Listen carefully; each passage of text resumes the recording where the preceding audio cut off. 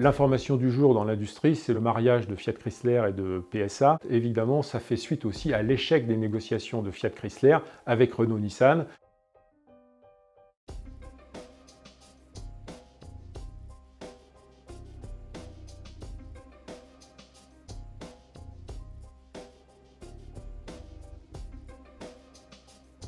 Les deux groupes ont des raisons un peu différentes. Pour le cas de PSA, aujourd'hui, c'est ce qu'on appelle un petit constructeur à l'échelle mondiale. PSA doit absolument se marier pour atteindre une certaine taille critique. Chez les constructeurs automobiles, il faut avoir les moyens de répartir les coûts de recherche et développement sur des grands volumes de voitures.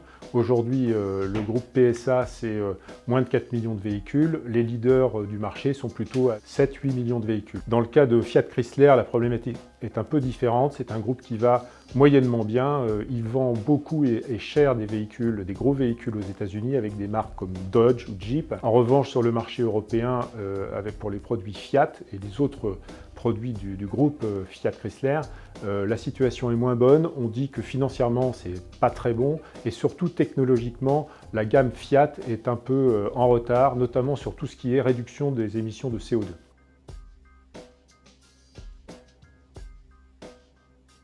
Ce sont des groupes diversifiés. Fiat Chrysler l'est davantage. Donc je citais les marques américaines Dodge, Jeep, Ram également, qu'on ne connaît pas très bien en Europe. Et tout ça, ce sont on va dire des gros 4x4 tels que les Américains les aiment bien. Le groupe Fiat Chrysler, c'est aussi les marques européennes, bien entendu. Donc les marques européennes du groupe Fiat Chrysler, Alfa Romeo, Fiat bien sûr, Lancia, Abarth et quelques autres petites marques, notamment dans les voitures de sport. Mais rien de tout ça aujourd'hui ne se porte vraiment bien, à part la fameuse Fiat 500 que tout le monde connaît, qui est un succès commercial.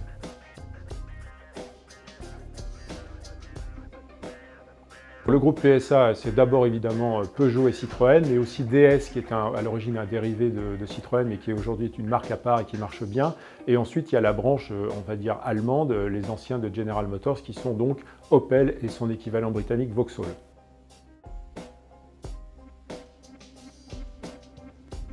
L'avantage commun, bien entendu, c'est d'atteindre dans les deux cas une taille importante qui permet d'investir dans des nouveaux modèles. Pour ce qui est de Fiat Chrysler, la nécessité absolument de trouver un niveau moyen d'émissions de gaz à effet de serre. Il y a effectivement l'an prochain de nouvelles réglementations en Europe qui vont s'appliquer. Normalement, le groupe PSA est dans les clous.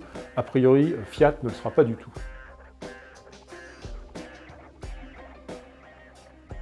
Alors là, ils ont un avantage partagé. Fiat Chrysler est évidemment très présent aux États-Unis puisqu'ils ont une partie de leur groupe qui est américaine. Pour PSA, c'est un gros avantage. Ils sont très peu présents sur le continent américain, effectivement un très gros marché. Fiat Chrysler, ils peuvent bénéficier de la présence assez marquée du groupe français sur les marchés asiatiques.